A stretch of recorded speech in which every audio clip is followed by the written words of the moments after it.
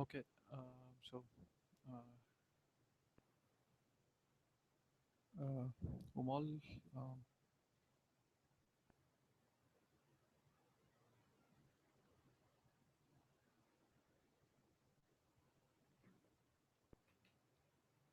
I'll just wait for a couple of moments to let more people join and then start it up.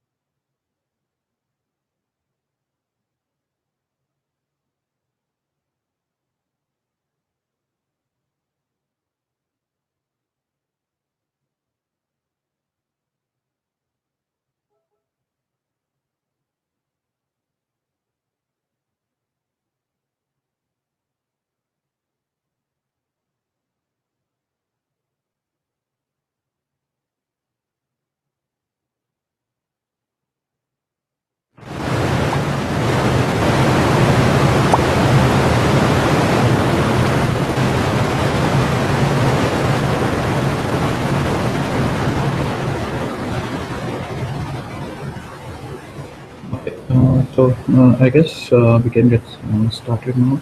Um, if anyone is unable to hear me, just type it out in the group chat window. Um,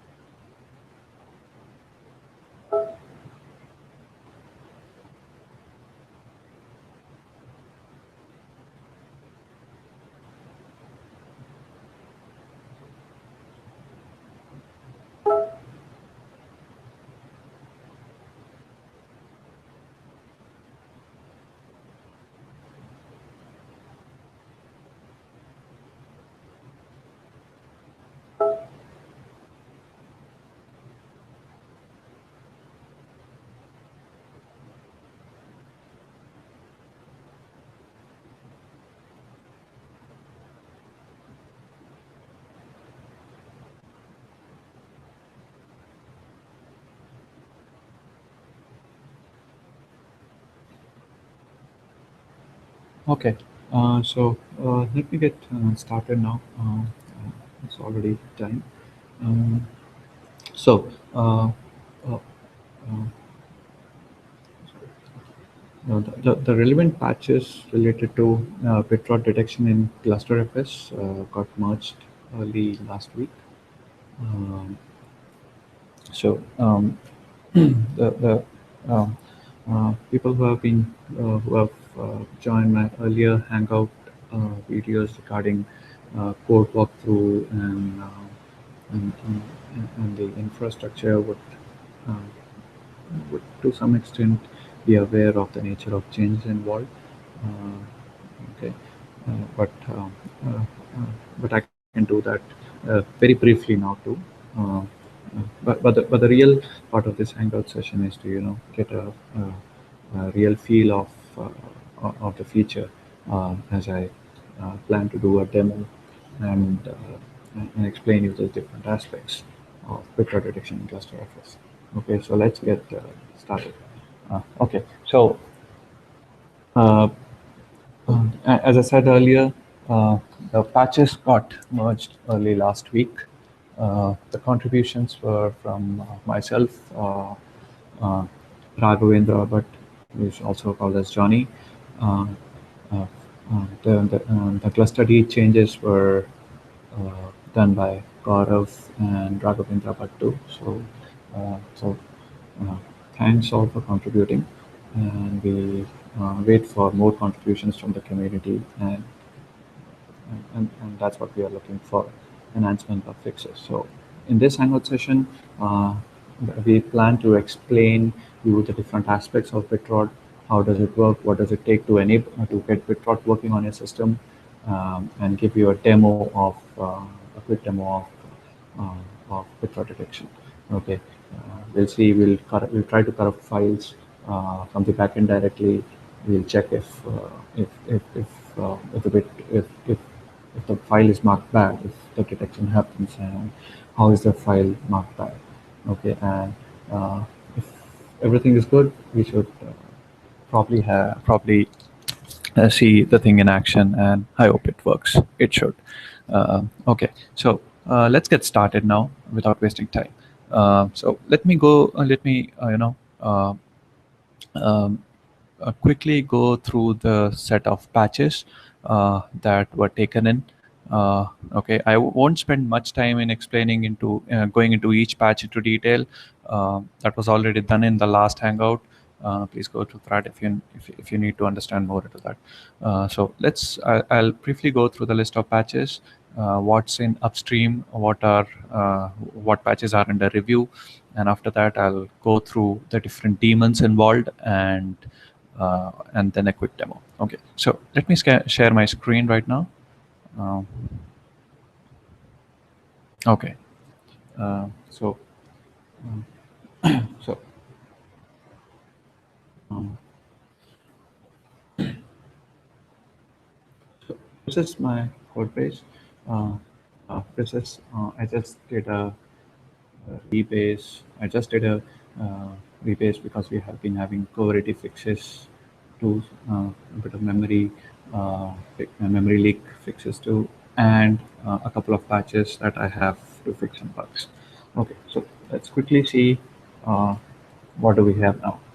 Okay, uh, the first two patches are what I'm working on now. They are up for review. They are scrubber fixes and the the versioning protocol. But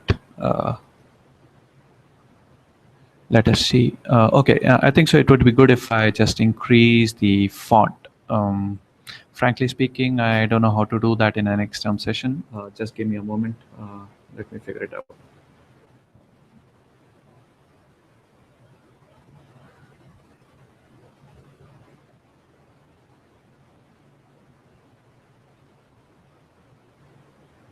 Okay.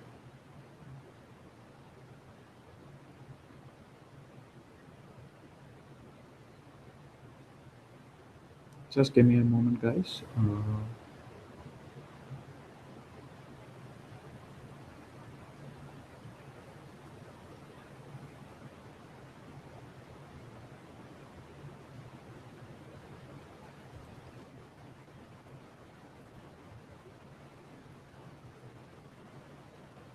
Okay. I'm using a different terminal now. Mm, just a second.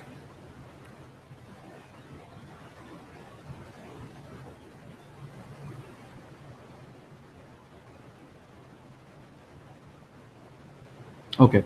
Uh, Hopefully, I'll just jolt the font size now.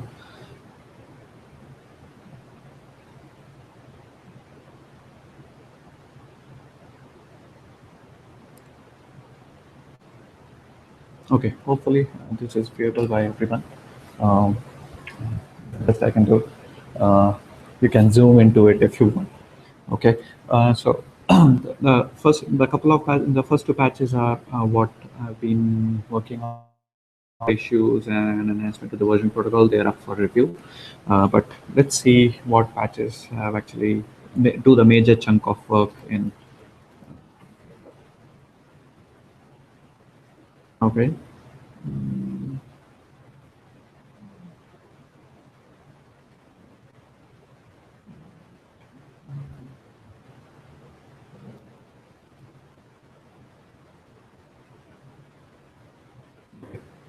So here are these.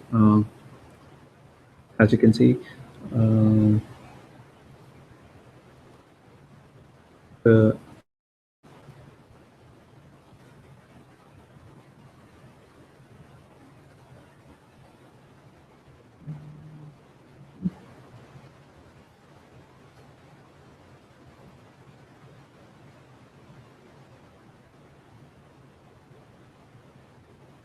Okay, yeah.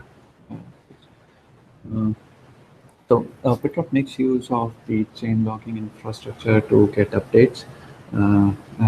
If you were a part of my earlier Hangout sessions, you would know that our policy when we actually checksum a file is when all the file descriptors for the particular inode for the particular object are closed, and that's when the chain logging translator kind of notifies the BitRot daemon to kind of to do its job, which in this case is to calculate the checksum.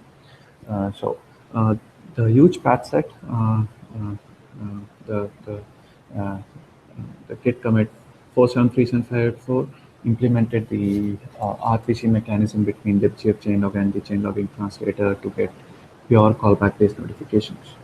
Okay, so this was a major chunk of code.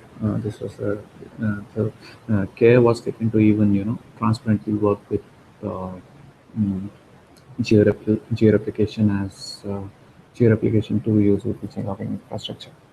Okay. Uh, okay, and going through that, we commit 87A9 to D23. It's highlighted. I will not repeat the hash again and again. The rot buffs implementation was a was a was an enhanced producer consumer model that's used by the chain logic translator to send out updates. And the timer weave, this was imported from the Linux kernel with a bit of modifications to actually track millions of timers for expiry. This is actually an effective way to track millions of timers for their expiry. So these were the major changes, uh, and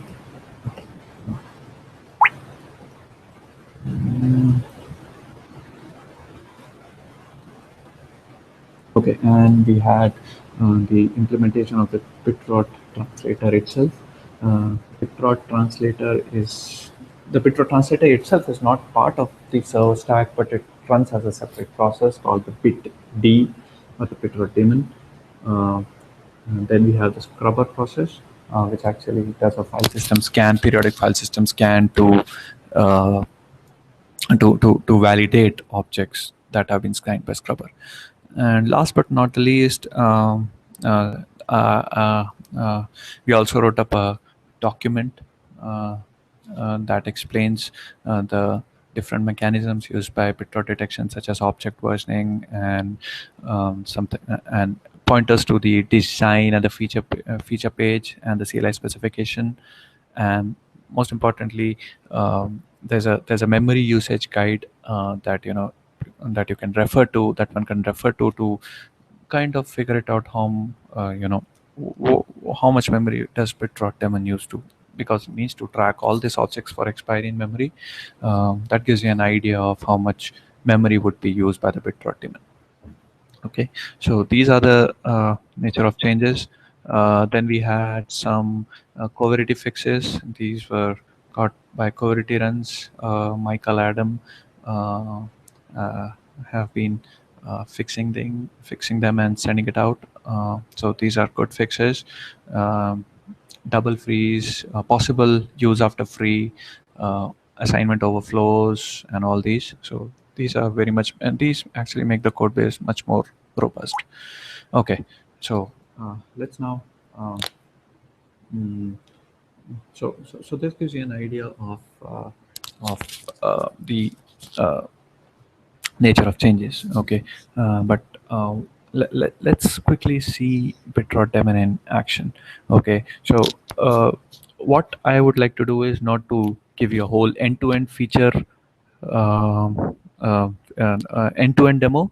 um, I like to give the demo in pieces. So first, let's see what does signing mean, what does object versioning mean, and later we bring bitd into picture and see how does BitRot daemon do the signing. So we go through different extended attributes, and we'll explain what each extended attribute means. Uh, and so first we'll see what object versioning means. We'll show a quick demo of object versioning.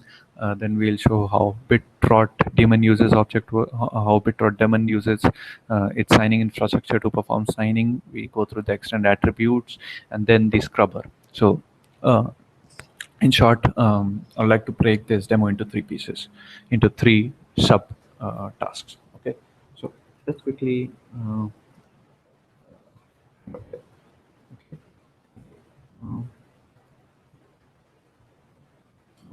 Here I have a cluster volume name group. Mm, for the sake of simplicity, I've created a pure distribute volume here, and just two bricks, uh, uh, just two bricks for the sake of simplicity. And so this is the important part. As of now, uh, to use BitRot daemon in its current from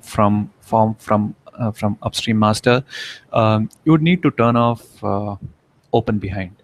So the question is why to turn off if open behind? The thing is, the object versioning infrastructure, or what the implementation, which is called the BitRot stub, which sits on the server side. Um, Actually, it doesn't, as of now, it's not implemented for anonymous to make you to even work with anonymous FDs. Since NFS uses anonymous FDs, open behind could use anonymous FDs, so it's better to turn it off. Okay, we'll be adding support for anonymous FDs soon in the sense later, maybe next week. We already have some part of the implementation done, but it needs to be hardened. So as of now, if you want to use in its current form, if you're testing it out, want to use for on a dummy system, or even if you want to hack the code base, it's recommended to turn off open behind. So it's as simple as a volume set, cluster volume set, the volume name, open behind off. Okay, now, and once you have started a volume, turned off, disabled open behind, so what do you do to enable BitRot? Okay, it's as simple as setting features.bitrot on. Okay, so you do cluster volume set, blah blah blah, volume name, BitRot on. Okay, I think it's cluster volume BitRot volume name on. Okay, so I have this in place. So this is the um, command cluster volume BitRot. You give the volume name and enable. Okay, and if you want to, if you don't want it, just disable it. Okay, so what do you get when you just do BitRot on? Okay, let's see. As we said, we have two daemons that do the job of signing and verification. The bit D does the signing, and the scrubber does the verification. Okay, so let's see. So we quickly run. Yes, uh, this is the BitRot daemon. You can see bit number 468. That's a BitRot daemon. It makes use of its own wall file. Mm, BitRot daemon is a BitRot daemon is running a single daemon per node. So a BitRot daemon handles all bricks on that particular node, irrespective of the volume. Okay, so if you have 5 volumes across 20 nodes, okay, the BitRot daemon would handle all bricks on that particular node. So there's a single daemon on each node, and that's true for scrubber too. So there's a single scrubber instance on each node. Okay, so let's see scrub. 476 is the scrubber. Okay, so uh, so from the code base point of view, both of them are implemented as part of the BitRot translator itself. Uh, Let me show you. You go to SR, you go to Xlater, features, BitRot, SRC, and you go BitD. Okay, so okay, so the major part of both of them daemon resides in BitRot.c and BitRot.h. Okay, that's the bootstrapping part and spawning threads and all those kind of things, verifying different options. And the scrubber implementation lives in BitRot scrub.c. Okay, so people who want to hack a code base, here's your pointer. Go to Accelerator Features, BitRot SLC, BitT. BitT is the BitRot daemon, which has code for both the signer and the scrubber. Okay. Okay, so let's come back here. Uh, so, you see in this, you have the signer, which is BitT and scrubber. Okay, now let's quickly see the wall file too. Okay, so see, um, so you have lib cluster D, you go to BitT and BitT server.wall. Okay, um, so since I have two bricks, uh, since I have just two bricks in this node, I have a single node setup, plain distribute.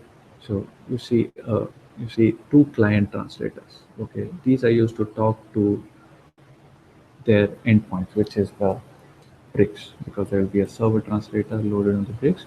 We have client translators talking to the remote server volume. Okay, and you have the an entry for volume bitrot. Okay, this loads the bit D translator. Okay, and its volumes are these two. So say if you had two bricks from one volume and a third brick, say from another volume, what you would see here is client 0, client 1, client 2. Okay, so irrespective of the volumes, you'll just see that many particular client translators. Okay, we don't have any specialized. We also don't load any clustering translators such as AFR or THT. Okay, reason being, we only talk to the local bricks. Okay, we don't want a clustered view. We only want to sign local objects residing on bricks which are local to the node. Okay, we could so there was no need to have the clustering translators in the wall file. Okay, so as I said, if you had two bricks from one volume and a third brick from another volume, irrespective of the topology, you will just have that many client translators, and the entry for volume bitrot would have client 0, client 1, and client 2. So talk to each client. Okay, and those clients will talk to their respective bricks. Okay, so now let's see the scrubber wall file.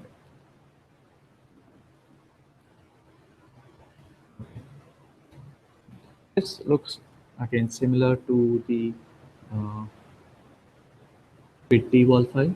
It's exactly similar, except it's exactly similar. What you see for BitD will you should see similar. It's the same thing here, except this option scrubber true. Okay, so once you give this option, the bitrot daemon behaves as a scrubber. Okay, that's the only difference. Okay, so if you, as I said earlier, if you had two bricks and another brick from a different volume, same thing, client 0, client 1, client 2, same entry, sub volumes 0, 1, 2, plus just the scrubber on. So with this option, um, we actually do the scrubbing. Okay, so this was the volume files. Okay, so as you see, you have the you have BitD as well as scrubber running here. Okay, let's. Okay, so I have I mounted the volumes loop here. Okay, my volume name is loop. I mounted it here. Okay, so as I said, I'll be breaking this demo into three parts. The first part would be object versioning. Okay, now let's see object versioning. Okay, I'll just resize my. This looks okay. Sorry for that. Okay, so we have a before I do the demo, I'll show you the log files too. Okay, because any issues, any debugging, first place to go is the log file. So makes sense to go to talk a bit about the log files too. Okay, standard place var log GlusterFS. You have scrub.log, that's the scrubber log, and the bitd log, that is bitd.log. So you have a single log file for all bricks. Okay, so if you have three bricks on your on one node, they're not three different. There is no different log file for each brick. There's a single log file. Okay. Okay, there you go. So you can see the upper part is multi-tail to view multiple log files from user code interface. Uh, Even the upper one is for the upper part is for scrubber, and the lower one is for bitd. Okay, if you see the bitd log file, you will see some information.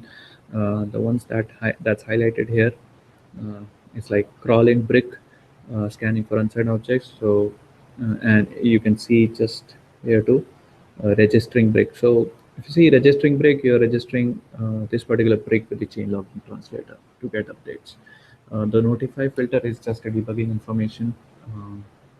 That specifies the or values of the events that we want to be called back for. Okay, so here you see you have registering break. This is one of the breaks, export Z1 zone, and the other break. So, okay, so if you see an entry here, it says crawling break. So what is this? Okay, so what happens is when so it's possible that you already have data in your volume, because you just upgraded, or maybe you plan to turn on BitRot after using GlusterFS for a while, say for a year or so, and then you want BitRot. Okay, so what happens is, uh, I should have explained. I could have explained this a bit later, but just to give you an idea, we only sign a file when it's actually opened and closed. Okay, that means on a release. Okay, which means if you enable BitRot on a volume which already has data and you never access data on it, your objects would be never signed. That's kind of bad. Okay, you at least want to shine data when there's already there, which you think is unsigned. So what do we do is whenever you're when the BitRot daemon starts, it actually spawns a thread uh, that does the background job of crawling the file system. Okay, it's a slow crawl. It doesn't trash your disk in and out. It's a slow crawl, and its job is to find those files which are unsigned, okay, and trigger a sign for them. Okay, let's not go into detail now because I'll be explaining this when I actually explain signing. Okay, but just to explain the login tree, we have some kind of a one-shot crawler. Okay, okay, it's not an ever-going crawler. It's a one-shot crawler. It just crawls the file system top to down and done. Okay, so just keep this in mind. We'll talk about this later. Okay, now let's see what's going on here. So we have I have mounted it. I mounted my volume group on MT Zoo. Okay. Let's see what do I no, this thing called object versioning. Okay, why do we need object versioning? Okay. The whole idea of having object versioning is because the BitRot daemon and the scrubber. Okay, uh, the job the BitRot daemon's job is to sign an object, and the scrubber is to verify the integrity of an object by calculating the checksum and matching it with what the signer has persisted the hash. Uh, so there is both of these domains don't coordinate as such.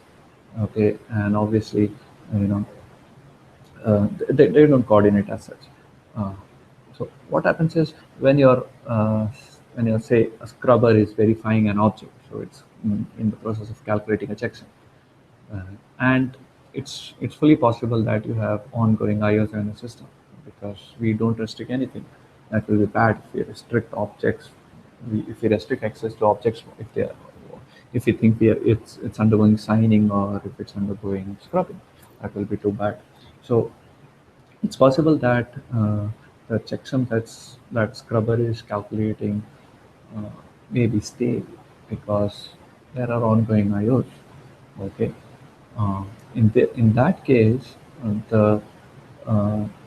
the checksum that is calculated by scrubber would most probably not match with the checksum that the that the BitRot daemon or the signer has persisted. Okay, so how do we know whether this is a legitimate IO going on, or was it because of a disk error, which is a BitRot, which in the BitRot sense a bit got corrupted or a bit got flipped, or somebody in GlusterFS terminology, some malicious user wrote directly to the bricks instead of going through the standard fuse or the NFS mount. Okay, so how do we know the validity of the signature? Okay, so what do we do is we kind of maintain versions. Okay, uh, so what happens is when a, when you create an object which is a file, a regular file, or when you open a file, uh, we in create we actually, if it's a fresh create, we assign a default version to an object, and on each open we increment the versions. Okay, so what happens is the BitRot daemon signs an object for a given version. Okay, so say you had multiples open on a file and your version is now 5. So now you close all the FTs, and now you have the version of 5. So now you tell BitRot daemon to sign use it. So the signature that the BitRot daemon calculates is for version 5. At that point of time, the version was 5. Okay. Uh, Now the BitRot daemon processes its checksum on the object, and now when the scrubber comes in, okay, it itself now does the process of calculating the checksum for verification. Okay, but at the if at the same point there's an ongoing IO, which means there's an open. Okay, NFS doesn't have open; it uses anonymous FTs. Uh, that's the thing which I explained in the first part. Uh, there is work to be done on that. But say it's a normal Fuse client. Okay, it doesn't open. So what we do is we increment the version. So now the version becomes 6. Okay, and what happens is when the scrubber now it's now in the process, it has calculated checksum. Now when it wants to match the checksum for validation, uh, it it checks whether the signed version is the same as the ongoing version. So the signed version was 5 because that's what we told BitRot daemon or the signer to calculate the checksum with. Uh, and the but uh, uh, the object version is 6 because you had an open. So because of this version mismatch, Scrubber knows that the object could potentially be having ongoing IOs, could be undergoing IO operations, in which it doesn't it actually skips the object. So it knows that the object is under IO operation. It's a legitimate IO operation and not a background tinkering of the file. So if somebody had done a background tinkering of the file, the versions would have remained same, but the checksum would have mismatched. So that's the whole concept of versions. So let's quickly create some file here. I'll just copy a few files from host. Let's copy host.star. Host. Yeah. Okay. Uh, so this is the bricks. This is the export directory. Okay. Forget about the last entry. I had already copied networks. What you see here is the signature. Okay. Uh, so forget about the last entry. If you see the first few entries, this is for one of the bricks Z to Zoop.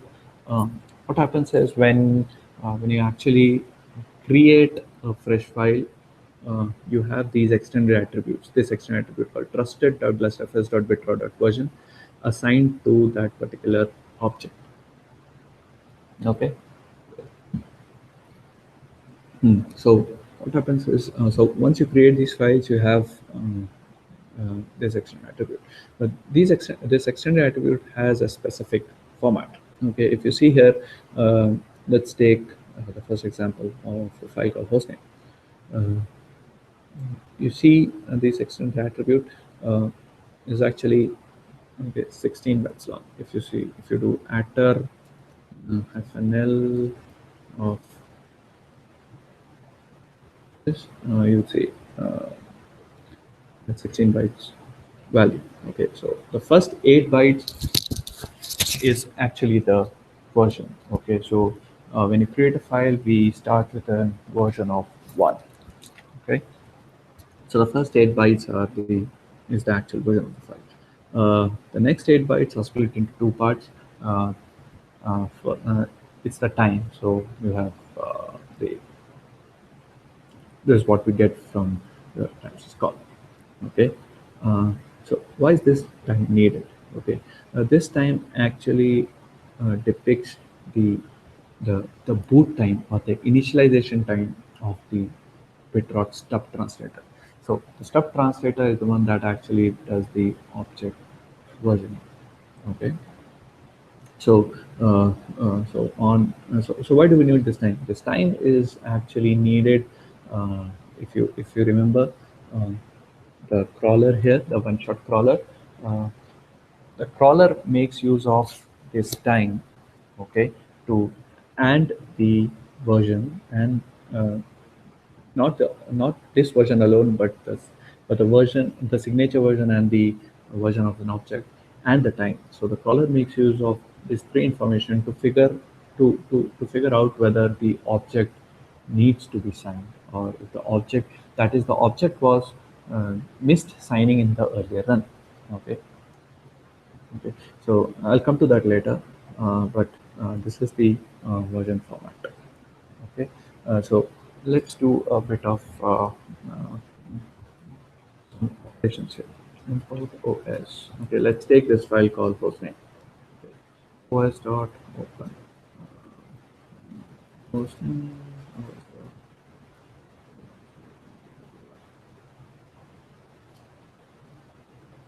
Okay, now let's do this. Okay, now if you see, oh, okay, this file got signed. Okay, but don't worry about it now. We'll talk about this in detail. Let's concentrate on the version itself. Okay, now if you see earlier, the file had an version of 1. Okay, that's the first 8 bytes, and now since I did an open, it got a version of it incremented its version. So now it has a version of 2. What if I open it again and again? Still remains 2. Okay, why? Normally I did how many opens? 3, 4, 5, 6. I did a bunch of opens, so you would expect it uh, to get pumped up to 7 or 8 or whatever. Okay, but it still remain 2. Okay, this is an intense value. That's because what happens when you do an open, if the open is a modification open. So the flags I gave here was RDWR. If it's a read-only open, okay, we don't do anything. It's a pass-through because read is it's harmless. It's not modifying anything. So we allow it to pass through. But if it's a modification operation, read write only, we do this version increment. Okay, so coming back, okay, why did we only bump it once and not n number of times? Okay, this is because uh, what happens is when you do multiple opens on a file, the bitrot stub only does it once because that's what is needed. We just need to increment. We need to differentiate between the old version, which was 1. Okay, we just need to differentiate it from the old version. So just bumping it was more than enough. There was no need to actually increment it multiple times. Okay, but this is only done if there are multiple opens in the file. Okay, so if you do an open close, that is still, then you would get the increment version. Like if you did open, so if you start with 1, you did an open and a close, now you have 2, you did an open and a close, now you have 3. Okay, but if you have multiple opens, so if the earlier FDs are not closed, okay, and you do an open again, we don't increment the version. One of the reasons also being this the synchronization to disk for this particular external attribute is synchronous. So we do an fsync. Uh, Doing it on every single open operation was open parallel open operations, or uh, operations which already had an FD open. Uh, Doing it or doing a synchronous write for the external attribute would have been costly. So we optimize here. Okay, now let's do this. OS dot close. we open 3 to 10. 3, 4, 5, 8, 10. Okay. Uh, so we it's okay. Now what if I do os dot open again?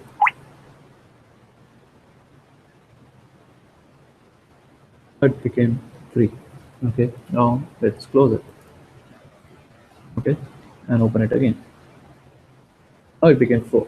So if you see, we are actually doing open, close, open, close. These are not multiple opens. So if it's a, if so, if an open happened after a release, after all FTs were released, we do increment the version again.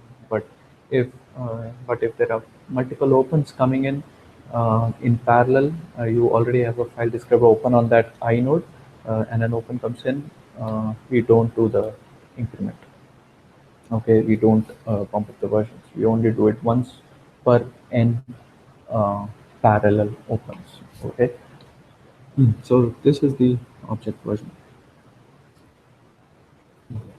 Now let's do this. Okay. So we saw uh,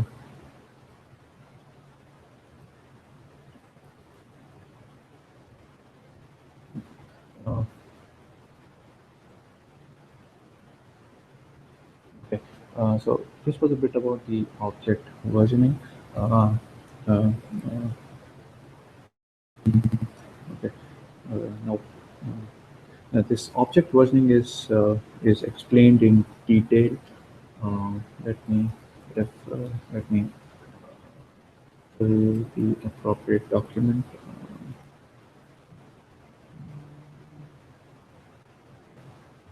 You see this commit ID. Uh, we have a document object versioning dot text. Okay, so you can see it here. There's docs, features, BitRot, object versioning. Okay, this explains you the whole object versioning protocol and refers you and mentions all the protocol enhancements that needs to be done, our implementation, and kind of a detailed explanation on the protocol itself. Um, as of today, because one of the patches actually modified the object versioning protocol a bit for performance, it's a bit outdated, but I'll do that as soon as possible. I'll update the document as soon as possible. So, uh, do this. Um, so we understood object versioning to some extent. Now let's see the BitRot debugging feature in action. Okay. Uh, let's again do an pick a fresh file here. Let's copy etc.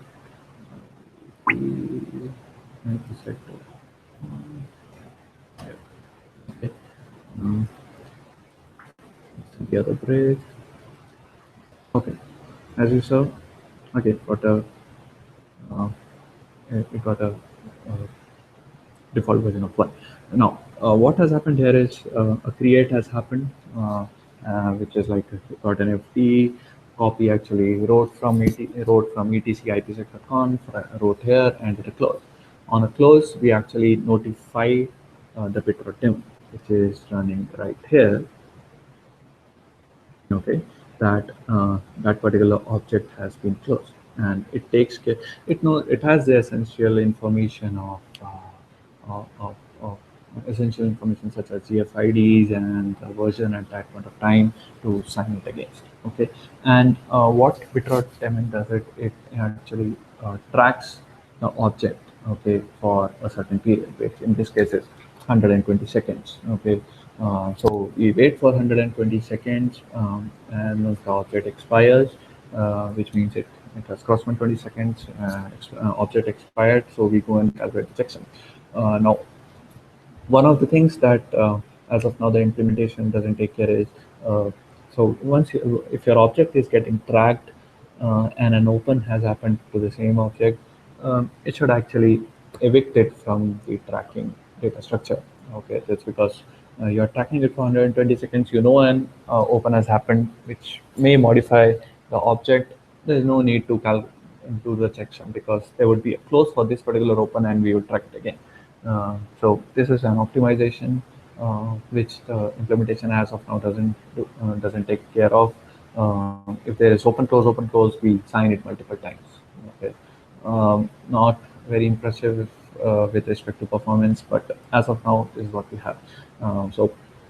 We'll be taking care of this in the coming weeks. Contributions are more than welcome in any form. Okay, okay. Uh, so what has happened here is now coming back here. Okay, bit D has now got that this particular object has been closed. Underwent a modification operation and now closed. Now it's tracking in its data structure. So the data structure used here is the timer wheel, which has been borrowed from the Linux kernel, an efficient mechanism of tracking many objects. It's tracking in its data structure, and when it expires, it simply opens. It's very simple. It doesn't open, read bytes, run it through a SHA-256. As of now, we only have a SHA-256 hash checksum algorithm for signing the files.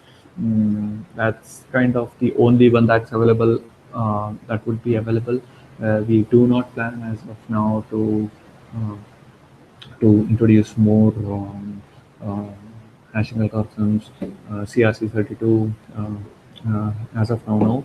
Contributions are welcome, but we stick to SHA-256 for simplicity. Okay, let's come back here. Okay.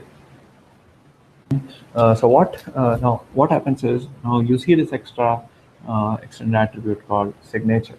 Okay. So what has happened is BitRot daemon has calculated the signature and wrote this huge blob of information here. Yeah, I know it's pretty huge. I have a plan to reduce it down. As of now, it's it's 48 bytes, which is well, yeah, it's on the higher side. The plan is to reduce it down. One of the things is if you see so before I explain you, let me tell you the format of the signature. Okay, the first 8 bytes, okay, is the signature type. Okay, uh, uh, so um, so so so you have the signature at the end, okay, which is starting from 5A2 till 716. But what algorithm was used to calculate the signature? So that's specified by signature type. Here it's one. Okay, so internally we kind of have enumerated values. One is SHA-256. When we add more hashing algorithms, we'll assign them these on more enumerated values. So the thing is, we need to know what hashing type was used to calculate the signature. So when scrubber comes in to verify this, it would see the first few bytes, which is one in this case. Okay, so it knows, oh, okay, my signature was calculated by SHA-256. So I'll go and use SHA-256. Tomorrow, if we have multiple options, like, use for these many files, use SHA-256, for these files, use CRC. Scrubber kind of can figure it out by looking at the first few bytes of the signature. Oh, okay, it's one, SHA-256, it's two, it's CRC. So I'll use that particular algorithm. Okay, it's very essential because you just cannot compare a SHA-256 hash with the CRC32 hash. They won't obviously match.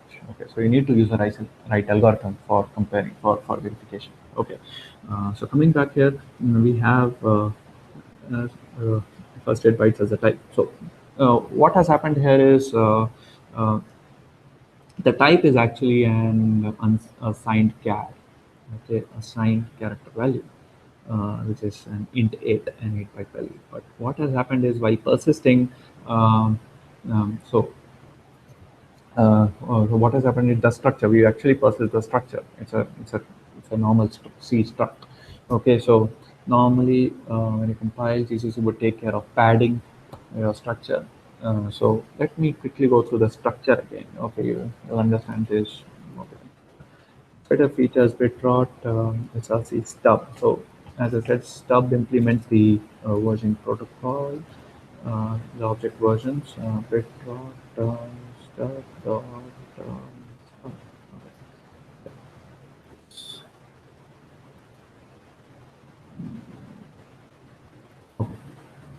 So if you see here, BitRot comment, okay, yeah. See here, what do you see here? The BitRot trusted BitRot version is basically this particular structure. Okay, uh, the first 8 bytes are the envoy is the version, and the next 4 bytes, which is 8 bytes again, is the type, which is used mostly by the crawler.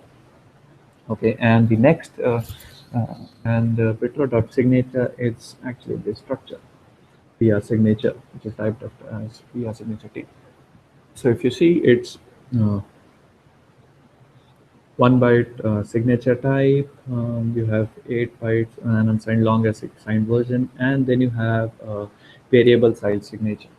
Okay. So normally, say if it was a SHA-256, it would be 1 plus 8 plus 32, because SHA-256 bits is 30 bytes. That sums up to 41, but what we have is 48. Okay, why?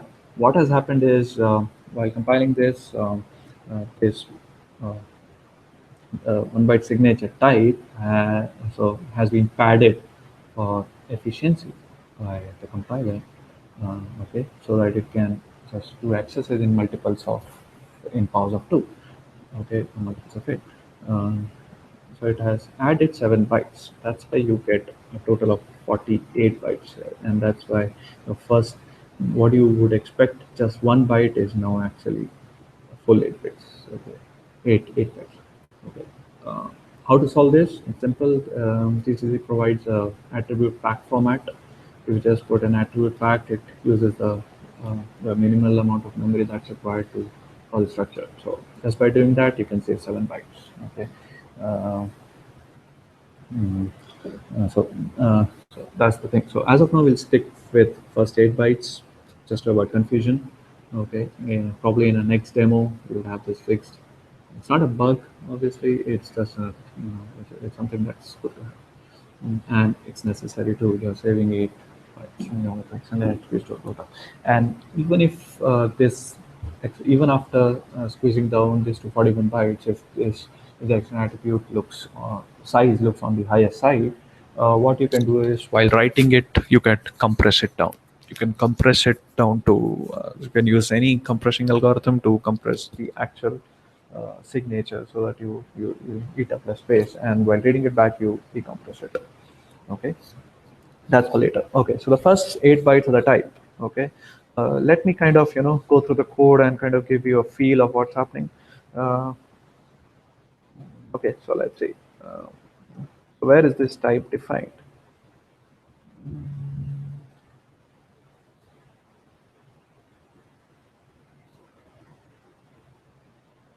Okay, here, BR signature type. Okay, you have something called as void signature, which is like the object is not signed. If you don't want the object to be, you don't want uh, you know, scrubber to verify it, you can set it to -1.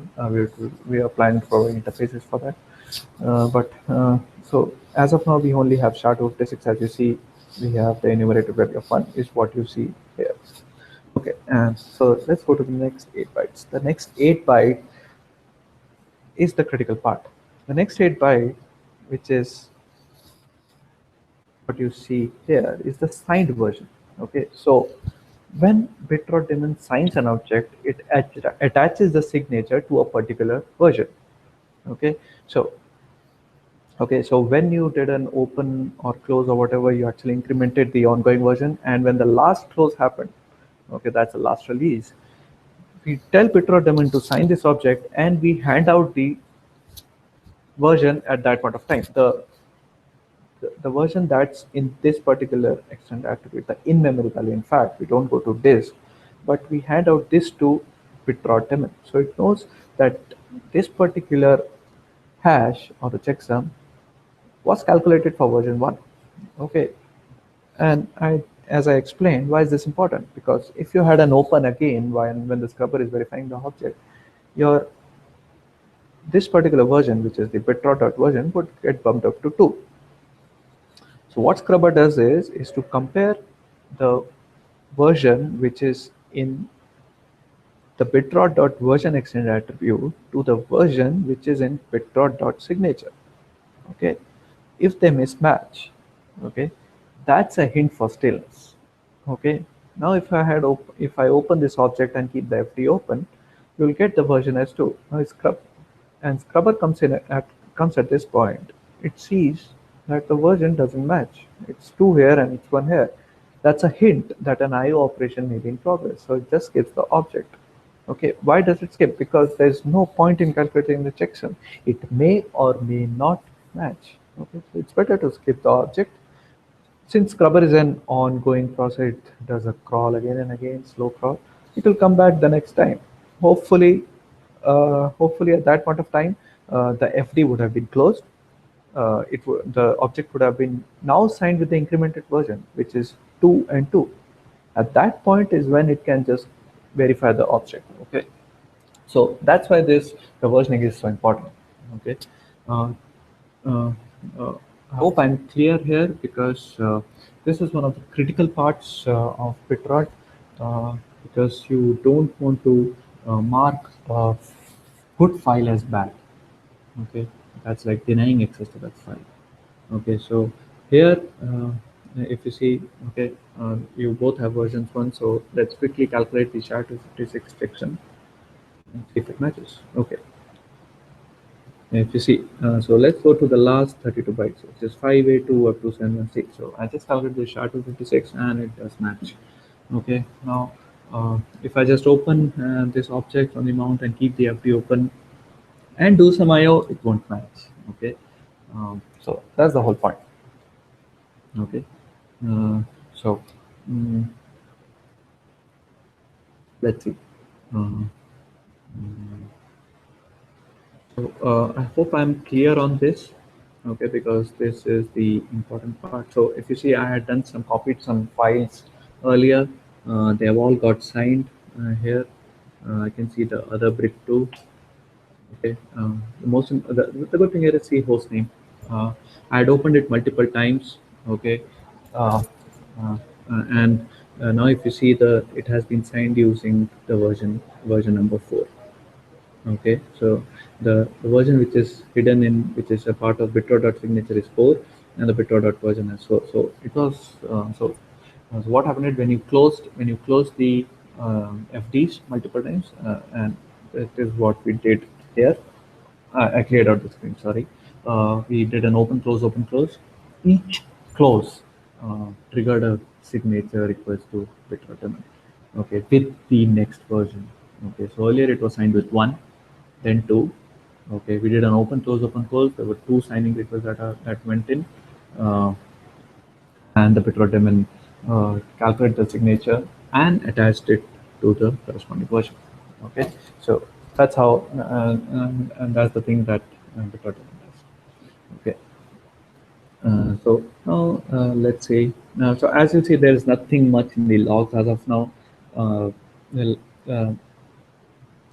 as of now, because it's a continuous process, as of now all the logging is kept to debug only. Okay, so well, on error cases we do log to catch bugs, and as we'll see when we mark a file bad. Okay, so we do that. Okay, so that's how about it.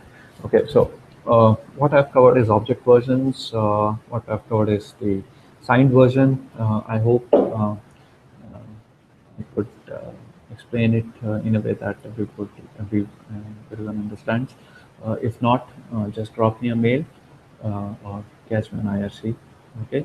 Okay. Let's now go to the scrubber part. Okay. This is the favorite. This is my favorite part, because here you get the luxury of corrupting files and see whether scrubber is able to detect corruption. Okay. Uh, I hope it works. It should work. else I mean I'll go into a debugging session again. Okay. Uh, okay. So let's see. Okay. Um, there's one more thing that I want to mention before I jump to Scrubber. I use HTOP to see the memory usage and the CPU usage. Uh, so here I see the bitd. Since this is multi-threaded, you have a bunch of BitRot daemon threads. You can see by the indentation. So why do I use this? The thing is, as of now, BitRot it just calculates checksum as fast as possible. Okay. You provide it a bunch of files, you do a Linux kernel untar. I can do that demo now. I'll probably do it if I have time. Uh, all the CPUs max out. Okay. They go to 100% because there is no throttling. Uh, we have some kind of on disk throttling to not starve IO requests, but no CPU throttling as of now. So if I do that demo, you will see all these four guys, all these four CPUs going up to 100. Okay, not a good thing to max out CPUs. Okay, so one of the features, or one of the enhancements is to kind of throttle the CPU too. Um, as I said, contributions more than welcome. Ideas, using C growth, this, that, any experiences with any CPU throttling mechanism, more than welcome. Just drop me an email, catch me an IRC. Okay. Now let's go to my favorite part, corrupting files. Okay. Let's do this. We'll take our favorite candidate, the guinea pig here, Z2 Zoop hostname. Okay. And let's write directly to brick. Okay, so this is not going through the mount. So if you see here, if you go directly to the bricks, there is no stub, which means there is no versioning. Okay, now you get a feel of why versioning is really required, because if you go directly through the bricks or the disk, your truthful disk somehow, your aging disk somehow corrupts your data and flips your bits. It's not going through the mount. It's not versioned. So what happens is, let's do this first and see what happens. Okay, so I wrote directly to the brick itself. Okay, scrubber is a slow process, wakes up. Okay, I'll actually control C the log now so that it doesn't scroll up by any chance. Okay, what has happened here? Scrubber woke up. It wants to do its job. It's a slow crawl of the file system. What has happened? See the highlighted area here.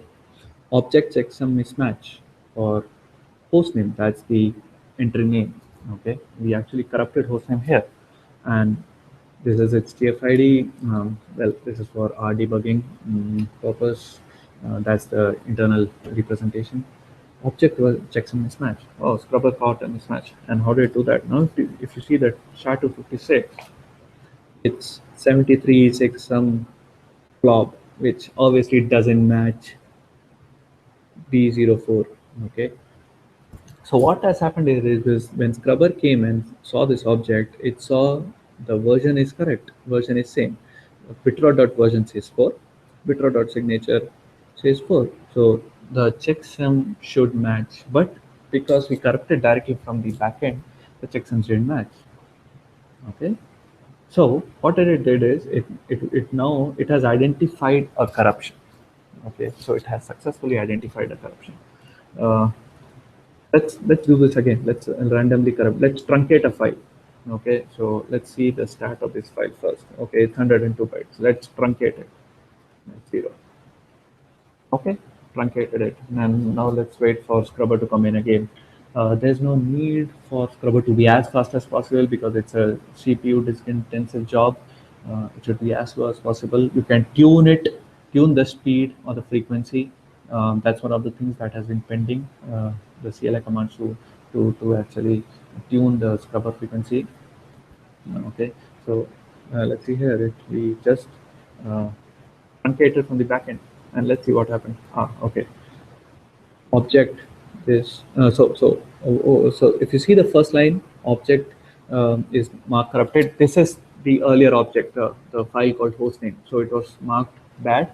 So there is no point in calculating the checksum again for scrubber to verify it's already bad. Okay, so it just skips the object. But what about the second one? Object checksum mismatch for host.atm. This is what we corrupted from the backend.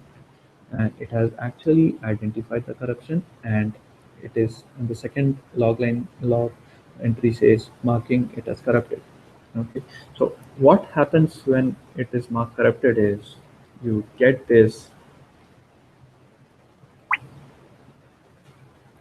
extended attribute trusted GlusterFS.bat file as 1. Okay, so that is what Scrubber does. It kind of continuously scans the file system and it gets a corruption. Boom, uh, here it goes, mark the file as bad. As of now, there is no checks in the GlusterFS code base to kind of act on uh, this particular uh, external attribute, which means work is still pending. Uh, so normally we would want to deny access or bar access to such file, which means we need to modify the POSIX translator to during an open. We actually check for the bad file. We actually check for this particular uh, mm, extended attribute, and if it's there we just deny access. Okay, and since we would obviously have replicate translator, uh, uh, if you give an EIO back to AFR or synchronous replication translator, it should go to the other sub volume, try to do try to access it, and hopefully if that is not corrupted, uh, you should be able to access on the other sub volume. So this all is transparent. You need not do anything special. The thing is, that is the pending part. One of the pending parts. We need to hook this information up to the POSIX translator and up till AFR to make use of this information. Okay, so what happens when now your file is corrupt? What do we do now? Okay, you probably recover it, which as of now uh, we don't do. We just mark the file as bad, report it in logs. We need to do it. We need to report it in syslogs too. We can tell AFR, or even if there is no AFR, you have DHT. DHT would anyway, because it doesn't have, because on a non-replicated environment, DST would kind of try to access file. If not access, just report it. So that kinds of gives the admin a hint about what's going on, about about this object being back. And as of now, you need to recover it the hard way. With AFR, if you the other subwall, the other AFR, the other replica should have the data. If both of the replicas are corrupt, or if you have a three-way AFR, if all replicas are corrupt, you're out of luck. But that shouldn't happen in normal scenarios. Mm, uh, okay, you should have multiple copies, replicas of the data. So if one goes bad, you have the other one, and the switching should be transparent. Okay, so okay, so if you see here, the log, it keeps on saying now, all it does is it will keep on dumping saying that it's marked corrupted. It's scanning the file system, things are marked corrupted, skip, which are not marked corrupted, verify them. Okay, so you can go and fix this from whatever mechanism you have. Okay, so this is what I have as of now. I think still have time, so let me quickly show you some let me quickly give you a demo of some CPU burning activities. Okay, so let's do this. Download the Linux kernel. The time it's getting downloaded, it will take a bit of time. 90 seconds. Okay, let's see what I can do as part of the code. Okay, I can at least show you what I can at least tell the pending to dos. Okay, as I said, we need to throttle CPUs and disks. Okay, I can actually put it up. Mm, actually put it up in the hangout site. Stop sharing for a minute. Okay. To-dos. CPU is throttling. Okay. Uh, then we have CLI cluster D changes. CLI is throttling and CLI. Okay, but before that, anonymous FTs. Anonymous FTs is in stub. So this would be NFS and behind, and I think so self field too. Okay, so we have CPU test throttling. Next, uh, what is the name? Yeah, proper getting file.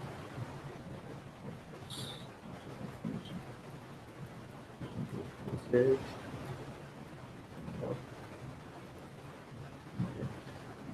CLI cluster D, user tools, getting what else?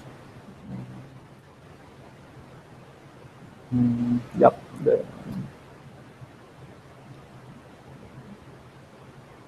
Okay. Yeah. Uh, object on open. So if you have an object getting tracked, the object is getting tracked, and you have an open issue directory. Bug fixes. Fine. Okay. So these are the list of to-dos. I have shared them on the page, on the present the event page. Okay, so let's see if okay, just download it. I'll share my screen again. Okay, there you go. I have the next kernel here. Uh, let's burn some CPUs. Okay, just for fun since I have time. Okay, I'll probably do this, show you the CPU burn, wait for any questions, and then end the session. Okay, so what is happening here is it's all these IOs are happening, there are lots of creates, opens, blah blah blah. Department is getting notified on the background. Okay, and it's getting to track for a certain amount of time, 120 seconds, and each object hits their expiry time. That's when it calculates section. It's good for a while.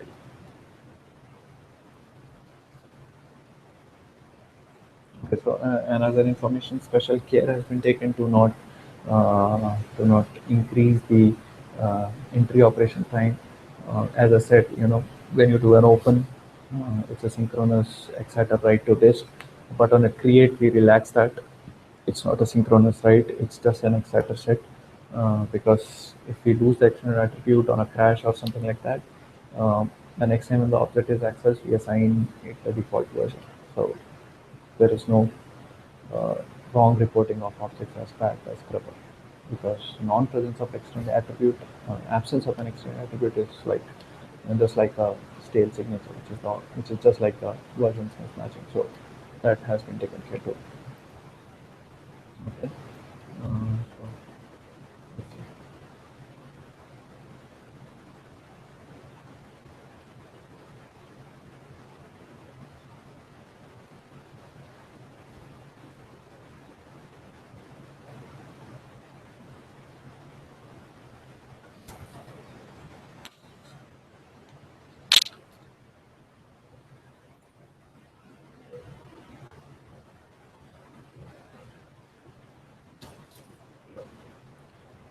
As you see here, I think so it's about 120 seconds. All cores have been maxed out. And if you were in this room here, this my laptop sounds like a liner taking off in the runway. Okay, so as you see here, it's maxed out 93, 92. Okay, so this is one of the things that needs to be fixed. No one likes their CPU burning. Okay, so as I said, I have a bunch of to-dos here. I won't wait till we actually sign each of these files. You can try it out. You can do the same test, try out, and get back to us. Any questions, we would be happy to answer. Um, okay, so I've put up a bunch of to-dos here. Uh, Let me know if you're interested in working. If you want to take up any of these, I'll be happy to help you out in any form. Uh, Contributions in any form are welcome. Uh, Enhancements, bug fixes, documentation, or even suggestions are more than welcome. Okay, so now I've done with the demo. Uh, I'll now wait. I'll now wait. I'm happy to answer any questions. I'll wait for some time, and if no questions, we can just end the session. So question answer time, guys. Open to any questions.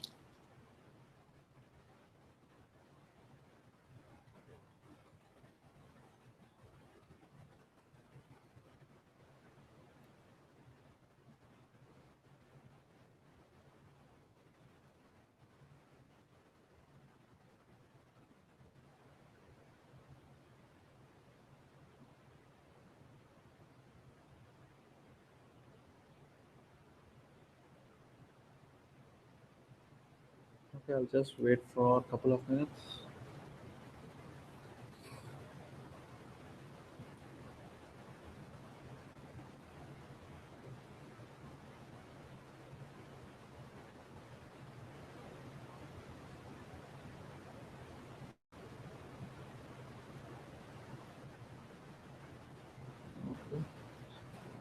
I guess there were not many questions, but that's okay. You can reach to me anytime. Uh, Guys were easy. I was expecting some questions. Okay. Anyway. Uh, okay. So thanks, guys. Thank to everyone who joined. I hope this session was helpful. Uh, uh, in any form. If I couldn't go much into detail with the code, this was mostly a demo. But if you need any help with code to bug fix, let me know. Okay. So reach back to me via email. I drop a mail in just a devil. I'll be happy to answer. My IRC nick is overclock on Freenode. That's over CLK on hash Freenode. So ping me anytime. I'll be happy to answer. Okay. Thank you guys, and catch you in the next hangout session. Okay. Good day, guys. Good night. Bye bye.